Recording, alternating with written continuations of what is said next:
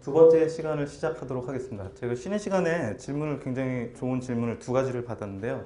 하나는 이 동영상에 대한 자막이나 스크립트를 제공을 할 때 이렇게 하단에다 제공을 하게 되면 좀 틀린 거다라고 말씀을 드렸는데, 사실 이게 모바일 화면에서는 보통은 동영상이 풀로 뜨고 이 원고나 스크립트를 볼 수가 없잖아요. 그래서 모바일에서는 청각장애인이 이런 식으로 제공을 하면 동영상을 안 본 상태에서만 원고를 볼 수가 있게 되겠죠.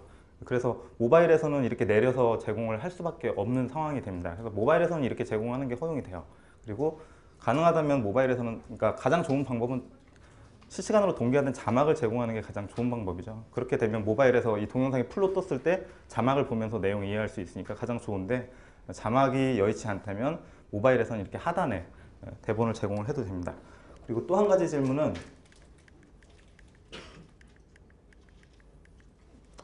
이런 이미지를 제공을 했을 때 아까 대체 수단으로 이렇게 표를 제공을 할 수 있다라고 말씀을 드렸는데, 이 표를 제공을 하지 않게 되면 이게 색상에 의존하지 않은 정보라 하더라도 시각장애인 이해하기는 굉장히 어려울 거잖아요. 그죠?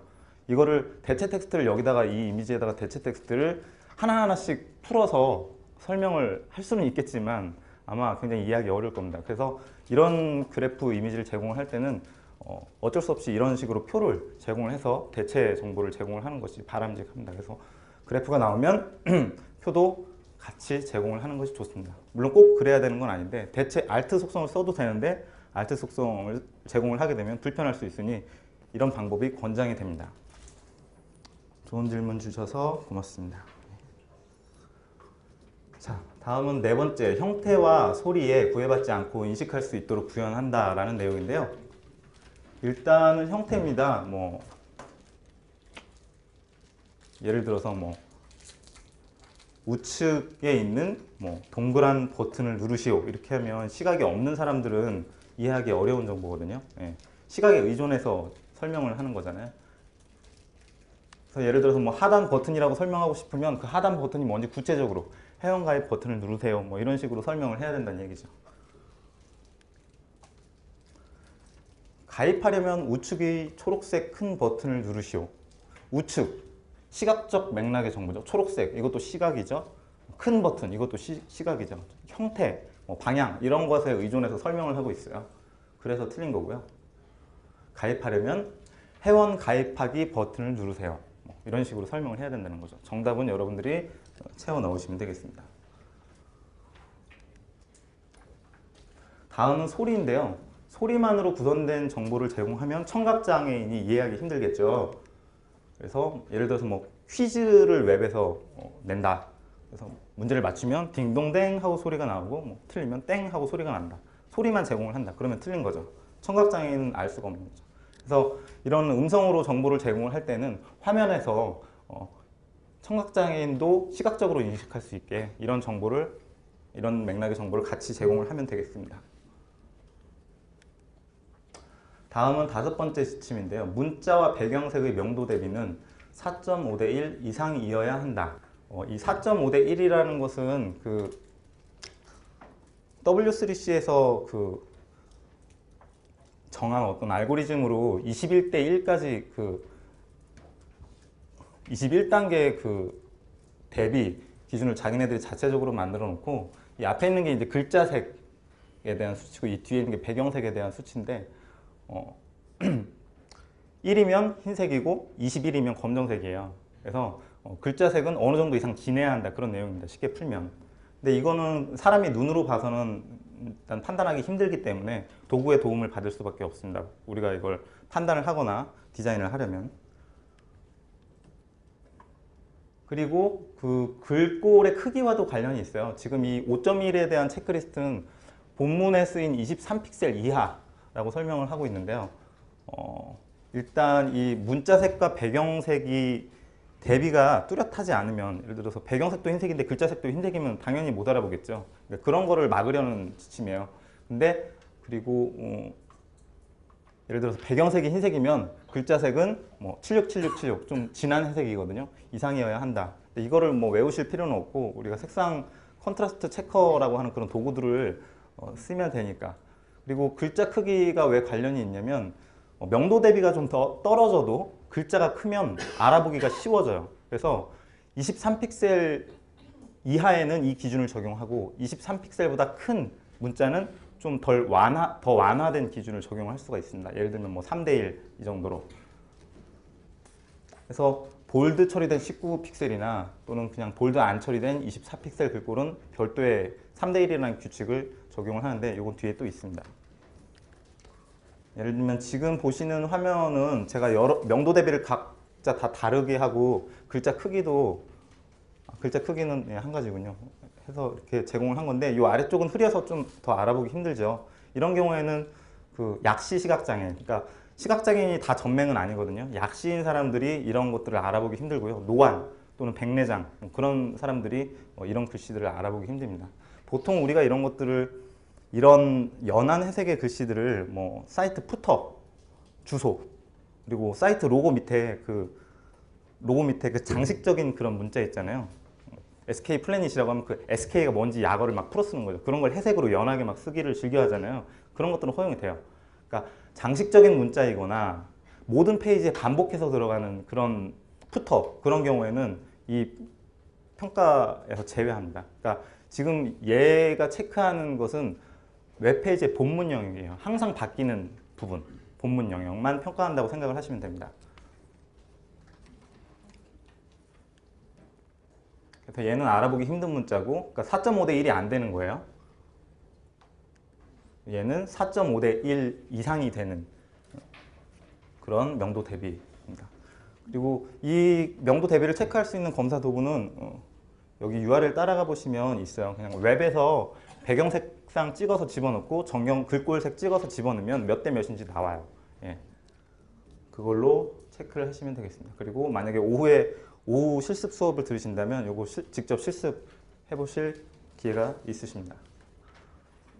다음은 아까 말씀드렸던 본문 24픽셀 이상 또는 볼드 19픽셀 이상, 그러니까 좀 큰 문자. 큰 문자는 좀 더 연하게 처리를 해도 알아보기 쉬우니까 3대 1 이상으로 제공을 해야 한다. 지금 이거는 19픽셀 볼드고요. 이건 24픽셀이거든요. 근데 3대 1이 안 되는 거예요, 지금. 그리고 이건 3대 1 이상 되는 거고요. 예. 다음은 이제 예외사항인데요. 제가 아까 말씀드렸다시피 로고 타입, 사이트 좌측 상단에 보통 있는 거 있죠. 그리고 장식용 문자, 페이지마다 반복되는 영역, 푸터 이런 것들은 평가 대상이 아닙니다. 그러니까 본문 영역은 해당이 되고요. 사용할 수 없음을 표시하기 위해 명도 대비를 기준 이하로 낮춘 경우는 예외. 예를 들어서 어떤 버튼에다가 디세이블드 속성을 넣었어요. 그러면 클릭할 수 없는 버튼이잖아요. 그래서 브라우저가 그거는 CSS로, 내장 CSS로 자동으로 흐리게 처리를 해버려요. 디세이블드 속성 같은 걸 넣으면. 그런 경우는 예외라는 거죠. 사용할 수 없음을 표시하기 위해서 한 경우. 그리고 링크 같은 경우에는 흐린 색으로 일부러 만들었어요. 근데 마우스를 올렸을 때 글자가 진해져요. 그런 경우에도 괜찮아요. 마우스를 올렸을 때 대비가 4.5대 1 이상이 나오면 괜찮다는 거야. 그러니까 진한 것을 기준으로 평가를 한다. 그래서 사이트마다 반복되는 영역, 헤더고요. 얘는 푸터인데 이런 영역은 명도 대비 평가에서 제외하고 있습니다. 그렇다고 해서 얘네들은 무작정 흐리게 막 해도 된다는 건 아닌데요. 원래 국제 지침에는 이런 거에 대한 예외 규정은 없어요. 국내 지침에만 있는 거예요. 예. 이거는 사용할 수 없음을 표시하기 위해서 흐리게 일부러 처리한 것. 이런 것도 괜찮고요. 이건 지금 링크인데 흐려서 잘 안 보이죠? 하지만 마우스를 올렸을 때 잘 보이게 마우스를 올리거나 키보드 초점, 탭 키를 눌러서 초점을 받았을 때 진하게 처리를 했기 때문에 유효한 것으로 평가를 합니다. 그리고 음성은 정지된 상태로 제공한다. 이런 지침이 생기게 된 이유는 제가 보통 시각장애인에 대한 얘기를 계속해서 많이 할 건데요. 장애인 중에 이제 시각장애인만 있냐? 그런 건 아니에요. 왜냐하면 시각장애인에 대한 그 웹 접근성 문제를 해결하면 다른 장애 영역에 있는 사람들도 다 대부분 혜택을 봐요. 그렇기 때문에 제가 대표적으로 시각장애인 얘기를 많이 하는 거고요. 음성을 자동으로 플레이를 시키는 그런 페이지가 있어요. 들어가면 배경음악이 흘러나온다든지 뭐 동영상이 자동으로 플레이가 된다든지 그런 걸 얘기를 하는 거예요. 그런 경우에는 화면 낭독기 사용하는 전맹 시각장애인들은 어떤 페이지에 딱 들어가게 되면 그 페이지의 타이틀, 그 탭에 표시되는 그 문자 있죠. 페이지 제목. 그걸 음성으로 전달받아요. 내가 올바른 페이지에 정확하게 들어왔는지 판단하기 위해서 보통은 그걸 자동으로 읽게끔 처리를 해놓고 듣습니다. 근데 만약에 자동으로 흘러나오는 음성이나 동영상이 나오면 그 음성, 화면 낭독기가 읽어주는 제목, 읽어주는 음성과 충돌하겠죠. 그래서 정지된 상태로 제공을 해야 된다는 얘기입니다. 기준이 있어요. 3초 이상 재생되면 안 되고요. 3초 미만은 괜찮아요.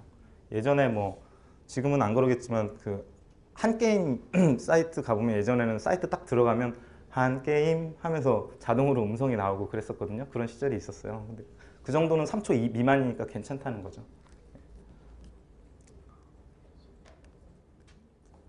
자, 이런 경우에 페이지에 동영상이 삽입이 되어 있는데 자동으로 플레이가 된다. 그러면은 페일인 거죠. 정지된 상태로 동영상을 제공을 해야 됩니다. 음성이나. 이런 경우는 괜찮아요. 자, 지금 보시는 케이스는 동영상을 팝업으로 띄운 케이스예요. 팝업으로. 팝업으로 띄웠기 때문에 자동으로 플레이를 해도 즉각 끌 수가 있어요. 예. 끄기가 쉽죠. 근데 만약에 이게 동영상이 이렇게 본문에 들어가 있으면 끄는 데까지 보통 시각장애인들은 마우스를 못 쓰니까 탭키 같은 걸 이용해서 여기까지 도달을 해야 되잖아요. 예. 그래서 어려운 것이죠. 그래서 이렇게 팝업으로 동영상을 띄우는 경우에는 자동으로 플레이 시켜도 됩니다. 다음은 키보드만으로도 사용할 수 있도록 구현한다. 보통은 우리가 이제 키보드로 테스트를 하거나 그러지는 않죠. 하지만 이제는 이제 접근성을 준수를 해야 되기 때문에 마우스로 동작하거나 기능할 수 있는 것들은 키보드로도 다 조작을 할 수가 있어야 합니다. 그래서 이 지침을 구현하려다 보면 이제 사용성하고 접근성하고 충돌하는 경우가 종종 있어요. 예, 굉장히 이거는 이제 프론트엔드 개발자분들이 참고할 만한 그런 내용을 체크리스트로 제가 적어 놓은 건데 이 부분은 일단 뒤에 예제를 보면서 이해를 하도록 하겠습니다. 일단 이런 내비게이션 패턴을 많이 보통 쓰죠.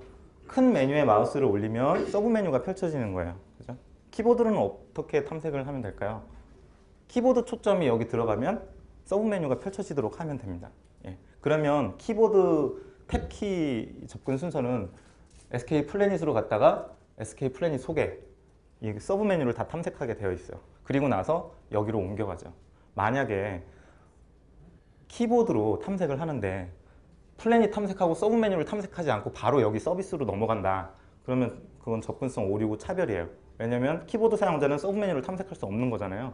탐색할 방법이 없는 거잖아요. 그래서 만약에 이런 식으로 마우스 올렸을 때 서브 메뉴가 펼쳐지면 키보드 초점 들어갔을 때 서브 메뉴도 다 탐색을 하게끔 키보드 접근 순서를 만들어야 됩니다.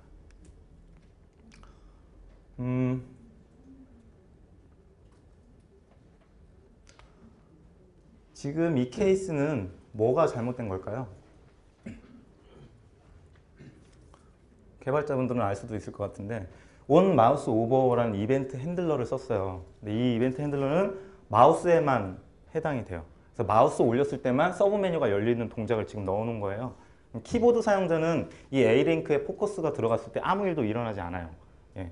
온 포커스라는 이벤트 핸들러를 같이 써줘야 되는데 안 쓴 거죠. 그래서 틀린 겁니다. 그래서 올바르게 작성을 하려면 마우스 오버했을 때 발생하는 동작은 온 포커스. 예. 여기다 온 포커스라고 써주시면 돼요. 포커스 되었을 때도 서브 메뉴가 열리게끔 이렇게 식으로 이벤트 핸들러를 마우스 전용 이벤트 핸들러와 키보드 전용 이벤트 핸들러를 병행해서 작성을 해주시면 됩니다.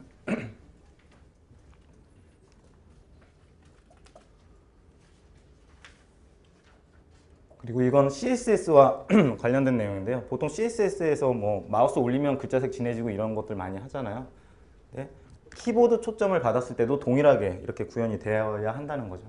만약에 키보드 초점 들어갔을 때 이렇게 진해지지 않고 흐린색으로 그냥 나오면 아까 그 정경색과 배경색의 명도 대비 기준 거기에도 미치지 못해요. 예. 지금 이건 키보드가 딱 들어갔는데도 여전히 흐린색으로 표시되고 있는 거고요. 그래서 마우스를 올리든 키보드를 이용해서 접근을 하든 이 링크에 접근을 했을 때는 어떤 입력 장치를 사용하든지 글자색이 똑같이 진해져야 되는 거죠. 그리고 온클릭 이벤트 핸들러는 이런 요소에만 적용한다라는 내용이 있는데 지금 화면에 보시는 예제가 잘못된 이유는요. 사실 온클릭이라는 이벤트 핸들러는 마우스 전용 이벤트 핸들러가 아니에요. 그러니까 마우스로 클릭해도 어떤 동작을 실행하지만 포커스가 들어가 있을 때 키보드 엔터 키가 매핑이 되어 있어서 엔터 키를 쳐도 이 온클릭 동작이 실행이 되거든요. 그래서 온클릭은 마우스와 키보드로 다 매핑이 되어 있는데 지금 얘의 문제는 뭐냐면 지금 이런 태그들이 div, span, td 이런 태그들은 전부 다 키보드 초점을 받을 수 없는 HTML 요소들이에요. 예. 그래서 마우스로는 클릭이 가능해요. 근데 키보드로는 이 요소 자체에 접근이 안 돼요. 그냥 건너뛰게 돼요. 보통은 키보드는 A 태그, 에어리어 태그, 인풋 태그 이런 것들에만 키보드가 접근이 가능하잖아요. 그래서 얘는 틀린 거고요. 얘의 경우에는 뭐가 잘못됐냐면 보통은 인풋에 인풋을 클릭한다고 해서 어떤 맥락이 변하거나 어떤 기능이 실행될 거라고는 예측이 안 돼요. 보통은. 예. 그래서 시각이 있는 사람들은 여기에 클릭을 해도 어떤 일이 발생하는지 알 수 있겠지만 시각이 없는 사람들은 이런 행동을 예측하기 어렵거나 어떤 행동이 발생을 해도 알 수가 없다는 거죠. 그래서 온클릭 이벤트 핸들러는 이렇게 이런 요소들에다 적용을 할 수가 있다. 이거는 input type submit, input type image, input type 버튼, input type reset 정답이 다 위에 있죠. 예, 작성을 하시면 됩니다.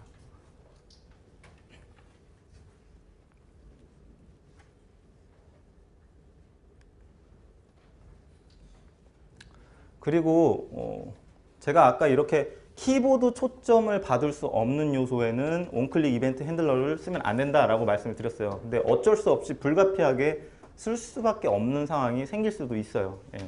근데 그런 상황이라면 탭 인덱스 0이라는 속성을 추가를 해주면 키보드 초점을 받을 수 없는 요소도 키보드 초점을 가질 수가 있게 됩니다. 그래서 여기에서 정답은 탭 인덱스는 0이라고 작성을 해주시면 돼요. 그렇게 되면 이런 div나 span 태그에도 키보드 초점을 받을 수가 있게 됩니다. 권장하는 방법은 아니지만 올바른 태그를 사용을 해야 되겠지만 만약에 어쩔 수 없이 이런 케이스가 생긴다면 탭 인덱스 0 여기 정답이 여기 있죠. 예. 이걸 이용해서 키보드 초점을 받을 수 있게 됩니다.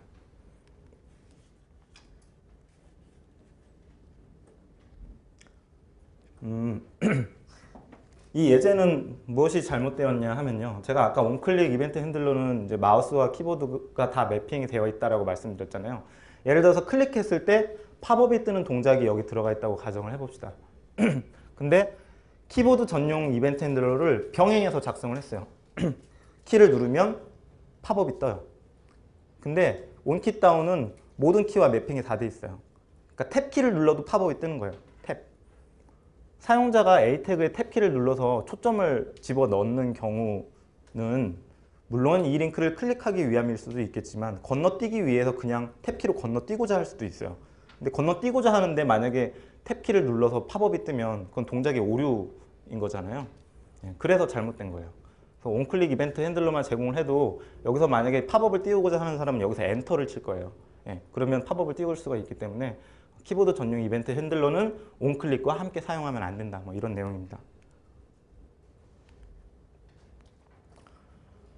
그리고 근본적으로 시각이나 마우스 입력 장치에 의존할 수밖에 없는 기능들이 있어요. 이런 지도 제어라든가 뭐 3D, 가상현실, 게임 같은 경우는 이 지침의 평가 대상이 아닙니다. 즉 마우스 전용 마우스 장치에 완전히 의존해도 상관없다는 얘기입니다. 이제 지금 보시는 화면이 그런 예제인데요. 이런 질문 있으실 거예요. 그러면 이 지도 영역은 어차피 대체 텍스트를 제공하거나 키보드를 접근하지 못하게 해도 상관이 없는데 이런 요소들, 이 지도를 제어하기 위한 요소들은 다 접근성 평가 영역입니다. 그러니까 지도를 마우스로 끌어서 위치 이동을 하거나 스크롤 휠을 움직여서 확대 축소를 하거나 이건 어쩔 수 없어요. 근데 이렇게 키보드 초점을 받을 수 있는 요소들, 지도를 제어할 수 있는 요소들은 다 접근성을 제대로 지원을 해야 된다는 얘기입니다. 그러니까 근본적으로 지리정보 영역은 제외하는데 이 컨트롤할 수 있는 컨트롤이 가능한 영역은 제공을 해야 된다는 뜻이죠. 그러면 이런 질문을 하실 것 같은데, 그럼 시각장애인이 어차피 지도를 못 보는데 이 컨트롤을 제어할 수 있게 해줘서 무슨 소용이 있냐라고 물어보실 것 같은데요. 시각장애인이 쓰도록 하라는 게 아니라 그 시각은 있지만 키보드만 사용하는 장애 영역이 있어요. 상지장애인이라고 해서 팔이 없는 사람들 또는 팔을 자유자재로 못 쓰는 사람들은 그 마우스 스틱이라는 빨대 같은 것을 입에 물고 탭키 같은 것들을 눌러서 제어를 할 수가 있거든요. 근데 그런 사람들은 이 지리 정보를 볼 수가 있기 때문에 이런 컨트롤 요소들을 키보드 탭키로 다 제어를 하게 돼요. 그래서 이런 영역들도 접근성 지원을 해줘야 된다는 의미입니다. 여기도 마찬가지고요. 어둡게 처리된 영역은 어쩔 수 없지만 이런 영역은 접근성 지원을 해줘야 됩니다. 다음, 초점 순서는 논리적이어야 하고 또한 시각적으로 구별할 수 있어야 한다. 그러니까 조금 전에는 마우스로 사용할 수 있으면 키보드로도 동등하게 사용할 수 있어야 한다는 얘기를 했는데 이번엔 좀 더 구체적으로 키보드 초점 순서가 논리적이어야 한다. 그리고 시각적으로 구별할 수 있어야 한다라는 겁니다. 일단 순서에 대해서 한번 얘기를 해보죠. 자, 이런 그 폼이 있어요.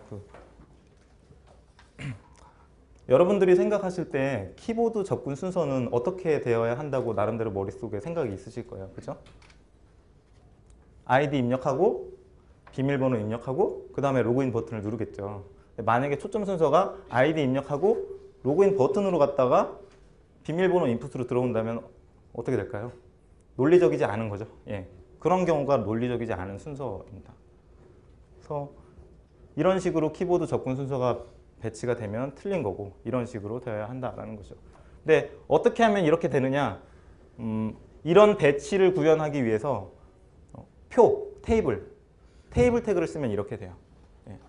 테이블 태그를 쓰면 마크업 순서가 기본적으로 키보드 초점은 마크업 순서를 따라가게 돼 있거든요. 근데 테이블을 쓰게 되면 마크업 순서가 얘가 먼저 나오고 그 다음에 얘 나오고 얘가 나와요.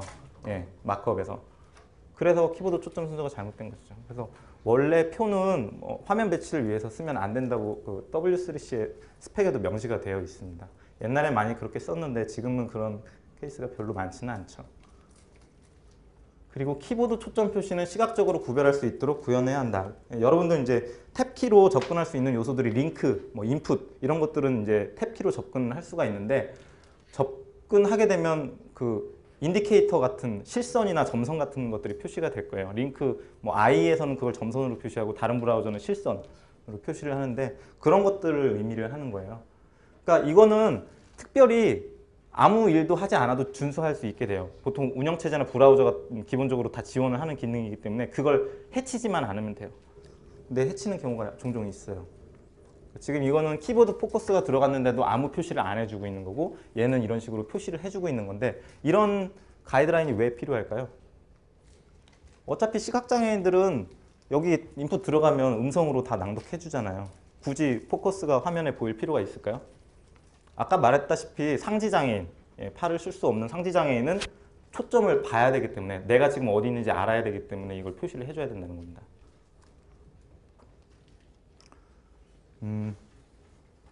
지금은 많지는 않은데 이런 코드를 디자이너분들이 직접 코딩을 하는 경우에 이런 코드를 즐겨 썼던 시절이 있었어요. 온포커스는 디스전 블럭. 이 코드를 쓰게 되면 링크에 점선이나 실선이 사라지는 효과가 있거든요. 그러니까 포커스가 들어왔을 때 포커스를 빼라 그런 명령이에요. 그러니까 키보드 초점이 들어오면 초점이 바로 빠져서 페이지 맨 처음으로 돌아가 버려요. 그러니까 디자이너들이 이런 코드를 썼던 이유는 클릭했을 때 점선 나타나는 게 보기 싫은 거죠. 자기가 디자인하지 않은 어떤 요소가 여기에 매치니까 그게 싫어서 이런 코드를 썼는데 그렇게 되면 키보드 초점이 페이지 맨 처음으로 돌아가 버리기 때문에 마우스 사용하는 사람들은 별 문제가 없지만 키보드 사용하는 사람들은 이 링크에 접근하는 순간 초점이 페이지 맨 처음으로 돌아가 버려서 다시 여기를 탐색하게 되고 이 링크 아래쪽에 있는 링크나 인풋은 탐색을 못하게 돼요. 그러니까 그런 케이스는 이제 키보드 트랩에 빠졌다고 얘기를 보통을 합니다.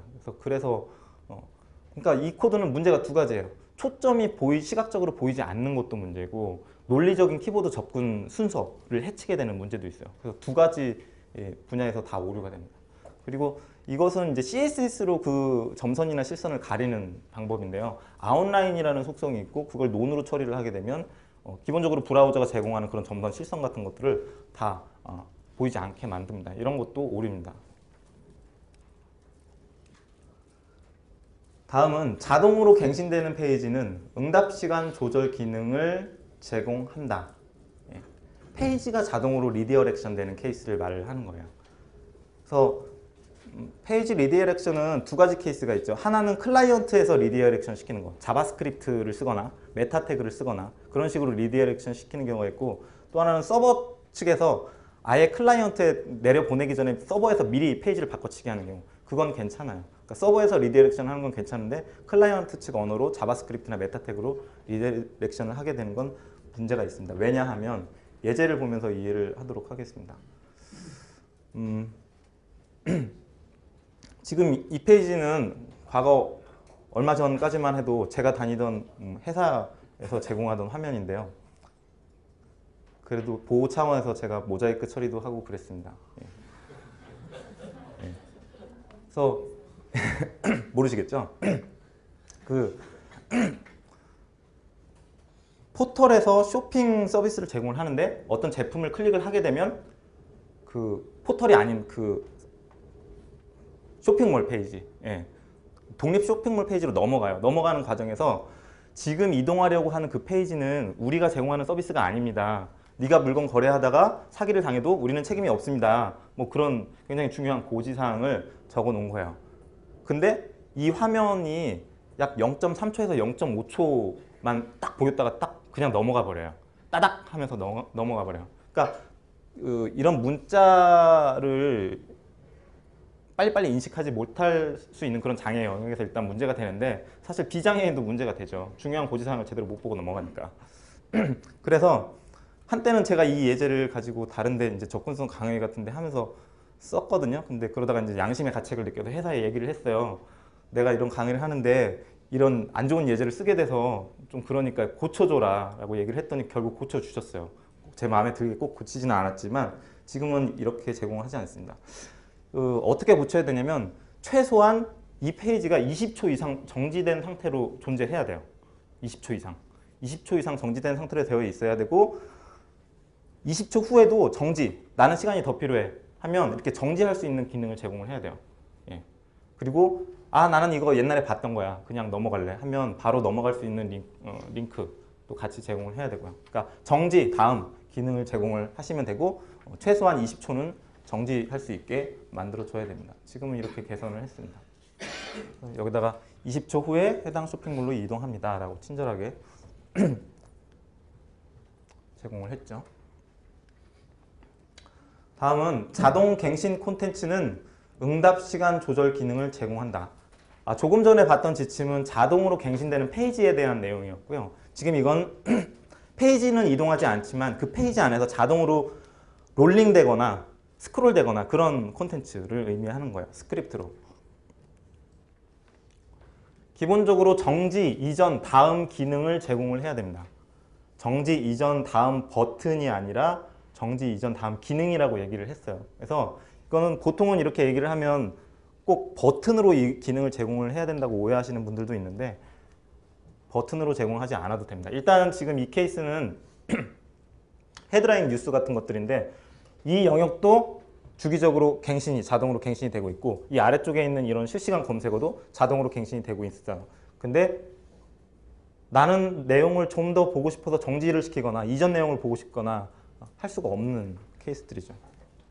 그래서 실제로는 이렇게 제공이 되어 있어요. 정지 기능이 있고 이전 다음 버튼, 정지 이전 다음 버튼으로 제공을 했는데, 제가 굳이 버튼으로 제공을 하지 않아도 된다고 말을 한 내용은 만약에 이런 케이스가 아니라 뭐 좌우로 슬라이딩 되는 그런 콘텐츠가 있다, 자동으로. 그런 경우에 버튼을 제공하지 않고 마우스를 왼쪽에다 놓으면 뭐 왼쪽으로 스크롤 시키고, 마우스를 오른쪽에다 두면 오른쪽으로 스크롤 시키고, 마우스를 가운데다가 그냥 올려놓고 있으면 뭐 정지가 되고, 이것도 이전 다음 정지 기능을 제공을 한 거예요.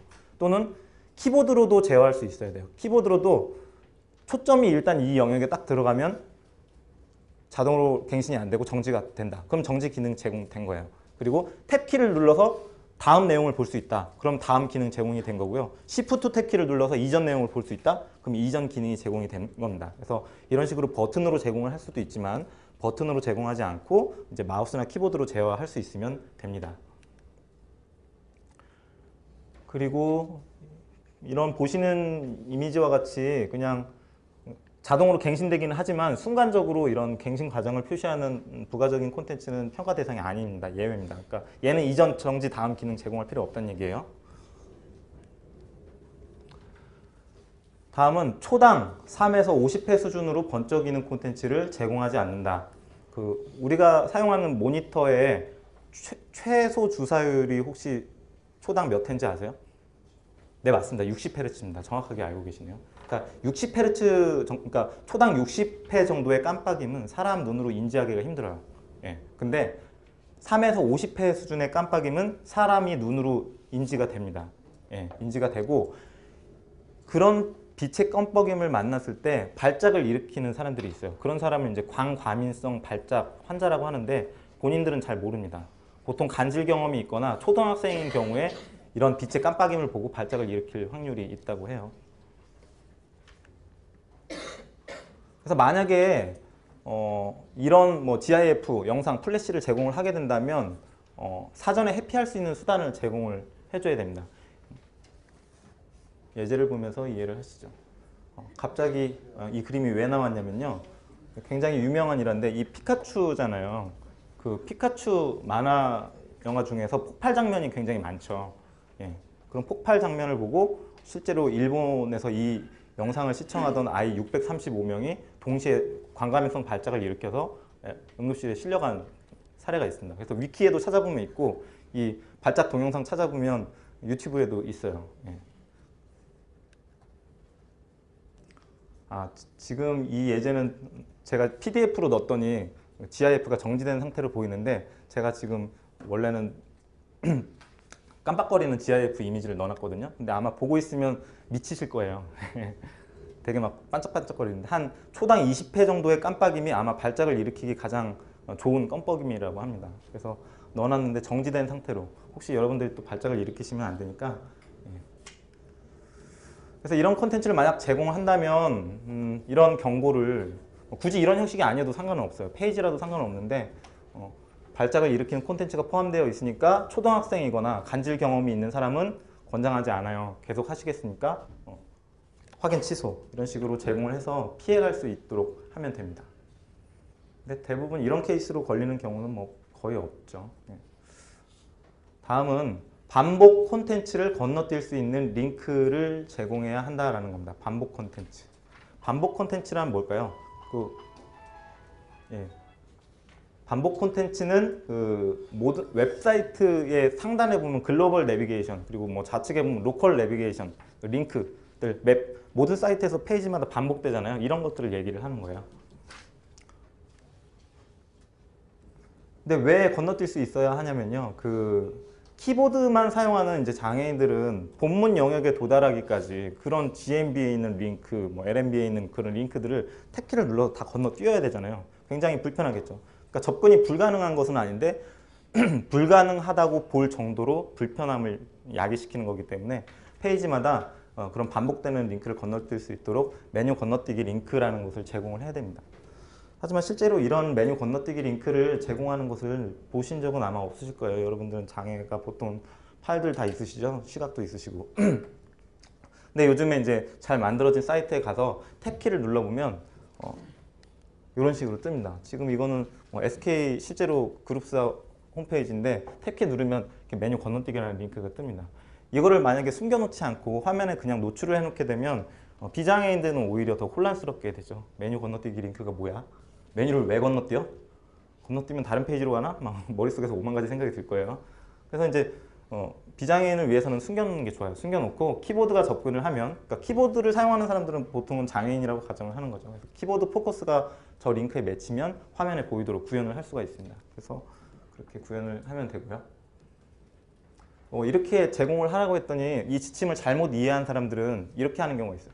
메뉴 건너뛰기, 큰 메뉴로 바로가기, 작은 메뉴로 바로가기, 본문으로 바로가기, 뭐 퀵 메뉴로 바로가기, 푸터로 바로가기, 뭐 바로가기 링크를 막 잔뜩 집어넣는 경우가 있는데 이 지침의 목적은 바로가기를 제공을 하라는 게 아니라 반복되는 링크를 건너뛸 수 있게 하라는 지침이거든요. 그래서 메뉴 건너뛰기 링크 하나만 제공을 하시면 돼요. 예. 혹시라도 여러 개 막 제공을 하는 것은 오히려 더 불편함을 야기를 하게 됩니다. 그래서 반복되는 링크 건너뛰어서 본문으로 직접 올 수 있게만 해주시면 됩니다. 다음은 페이지 콘텐츠 블록 프레임의 제목을 제공을 한다. 제가 아까는 탭키를 눌러서 본문까지 도달하려면 힘드니까 메뉴 건너뛰기 링크를 제공해야 해요 라고 말씀을 드리긴 했지만 실제로 대부분의 화면 낭독기 사용하는 시각장애인들은 그런 방법으로 웹을 탐색을 하지 않습니다. 보통은 이런 것들에 의존을 해요. 이런 것들 콘텐츠 블록 프레임에 제목을 제공을 할 수가 있거든요. 그러면 화면 낭독기로 제목만 따로 소팅해서 들을 수가 있어요. 그래서 제목만 따로 소팅해서 들은 다음에 내가 원하는 영역으로 직접 이동을 할 수가 있어요. 보통은 그렇게 탐색을 하든가 컨트롤 F 눌러서 문자열 찾기를 이용을 한다든가 아니면 링크만 탐색을 한다든가 아니면 폼의 인풋 뭐 그런 폼 컨트롤 요소만 탐색을 한다든가 보통 그런 방법으로 탐색을 하죠. 일단 페이지에 대한 제목인데요. 페이지 제목이라는 것은 뭐 HTML 헤드 태그 안에 타이틀 태그를 쓰면 됩니다. 근데 거기에 쓰는 제목은 보통 브라우저 제목 표시줄 또는 이제 탭 그 영역에 이제 텍스트로 표시가 되죠. 그리고 화면 낭독기 사용자는 그 타이틀에 작성된 텍스트를 가장 먼저 음성으로 자동으로 전달을 받습니다. 이렇게 타이틀 태그는 제가 생각할 때 HTML 태그 중에서 가장 비싸고 중요한 태그라고 생각이 돼요. 물론 접근성 측면에서도 중요하지만 검색 엔진 최저가 측면에서도 가장 중요해요. 타이틀에 작성한 키워드를 굉장히 가장 높은 가중치를 두고 웹문서를 수집을 하거든요. 그러니까 중요한 키워드는 타이틀 저 제목 안에 다 들어가 있어야 된다는 거죠. 예를 들어서 지금 이 예제는 제가 그냥 만든 거예요. 실제로 이렇다는 게 아니라 SK 플래닛 소개라는 페이지가 지금 들어와 있는데 페이지 타이틀이 SK 플래닛으로 제공을 하고 있어요. 잘못된 제공이에요. SK 플래닛 소개라는 타이틀이 저 안에 들어가 있어야 됩니다. 그래서 검색 엔진에서 SK 플래닛 소개라고 검색을 해도 이 페이지는 검색이 안 될 거예요. 왜냐하면 타이틀에 없으니까. 예. 물론 실제로는 검색을 잘 해줍니다. 검색 엔진이 좋아서요. 근데 타이틀을 여기다가 제대로 작성을 해주면 검색이 더 잘 된다는 뜻이죠. 지금 이 케이스는 잘 작성된 예제인데요. 개요 페이지에 들어와 있어요. 근데 개요, SK 소개, SK 어떤 그 제목의 단계를 거꾸로 쓴 거죠. 이렇게 거꾸로 작성한 이유는 일단 음성으로 이 내용을 전달받을 때 이 페이지의 실제 구체적인 제목을 먼저 듣는 것이 훨씬 더 빠르게 뒤에 있는 불필요한 내용을 다 듣지 않고도 그래서 도움이 되고요. 또 한 가지는 이 SK 안에서 여러 페이지를 막 탭으로 열어놨어요. 그런 경우에 탭이 좁아지잖아요. 탭이 좁아지면 앞에 있는 문자열만 화면에 표시가 되죠. 그죠? 그렇게 되기 때문에 그 가장 구체적인 제목을 가장 앞에다 쓰고 가장 덜 구체적인 제목을 뒤에다 쓰는 것이 접근성 측면에서도 좋지만 사용자 경험 측면에서도 좋을 거라고 생각이 됩니다. 그리고 동일한 페이지 제목을 다른 페이지에서 반복해서 사용하면 안 된다. 한마디로 말해서 유니크해야 된다. 페이지 제목은 그런 내용이에요. 예를 들어서 자유 게시판에 딱 들어갔어요. 근데 자유 게시판에 글 목록 화면도 게시판이라고 되어 있고 자유 게시판이라고 되어 있고 글쓰기 화면도 자유 게시판, 글 읽기 화면도 자유 게시판이라고 써놨다면 이건 잘못된 제목 제공이에요. 구체적으로 제공할 수 있는 경우에는 더 구체적으로 제공을 해야 되고 유니크하게 제공을 해야 되는데 그 원칙을 위반한 거죠. 예를 들면 이렇게 해야 됩니다. 여기 제가 정답을 비워놨네요.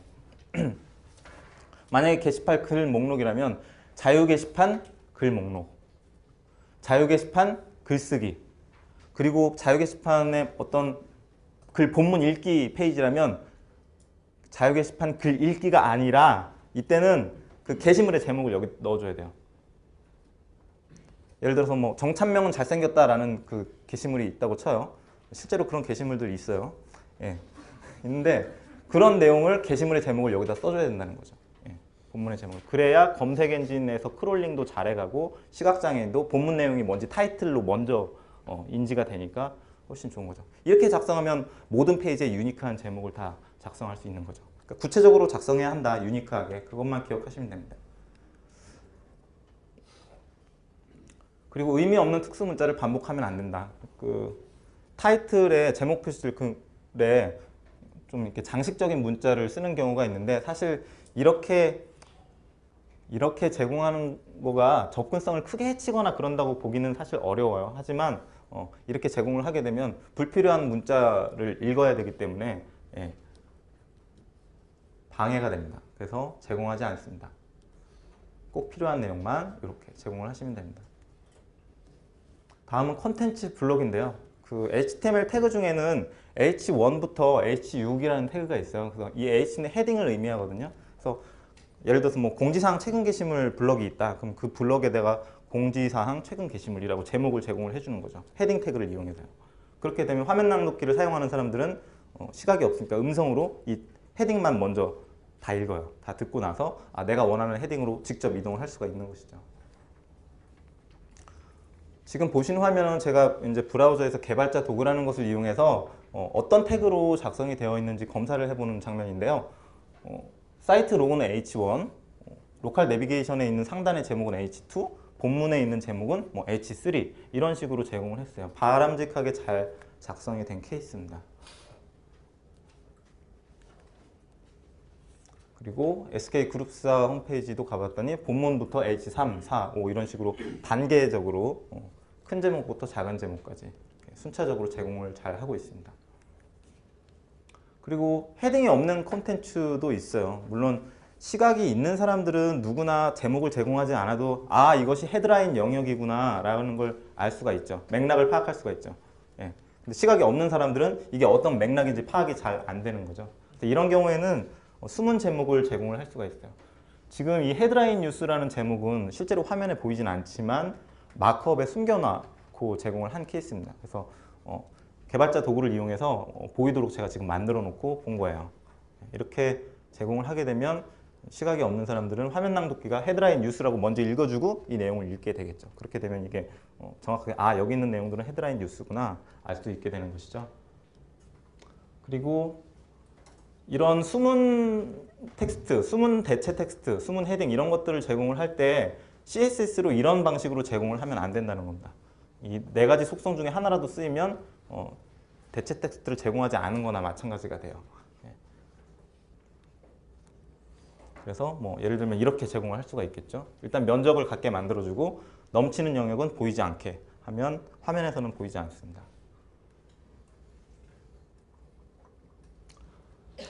다음은 프레임인데요. 참고로 프레임은 HTML5부터는 그 프레임셋 문서 그런 스펙이 다 폐기됐어요. 그래서 HTML 요즘은 잘 쓰지도 않지만 화면을 위아래로 나누고 뭐 좌우로 나누고 그렇게 프레임 나눠서 쓰는 경우 있잖아요. 그런 경우는 HTML5부터는 못 쓰게 돼 있고 단지 이제 아이프레임은 쓸 수가 있어요.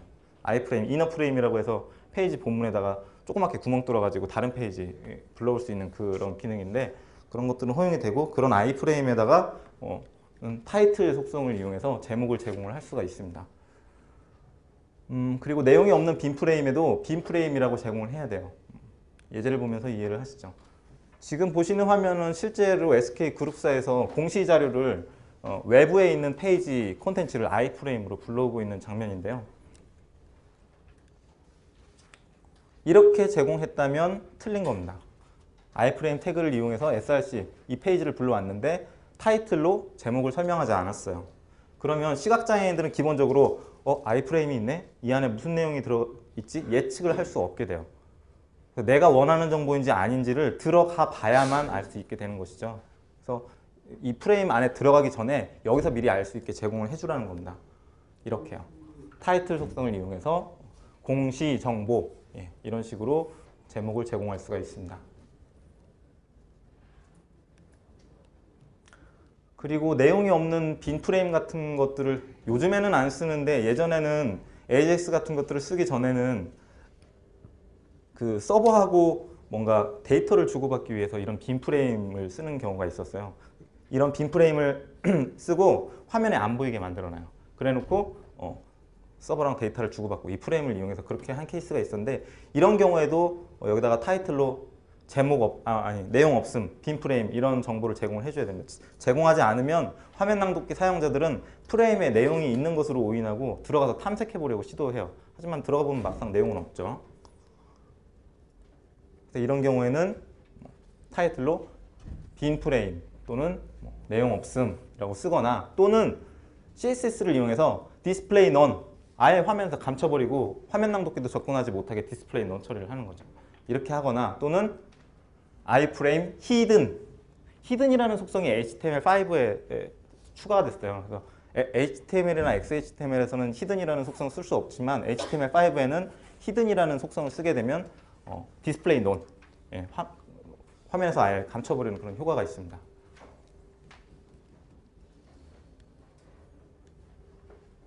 참고로 이 히든 속성을 쓰면 이제 하위 호환성이 문제가 되는데요. i789 브라우저는 히든 속성을 인지를 못해요. 얘네들은 HTML5보다 먼저 나온 브라우저들이기 때문에 히든 속성을 인지를 못하는데, 이렇게 하면 돼요. 쓰시고 CSS에서 히든이라는 속성에다가 디스플레이 논이라는 CSS 코드를 넣는 거예요. CSS에 애트리뷰트 선택자라는 게 있거든요. 그래서 히든이라는 속성이 들어간 녀석은 디스플레이 논 이렇게 작성할 수가 있어요. 그렇게 처리를 해주시면 하위 호환성도 보장이 됩니다.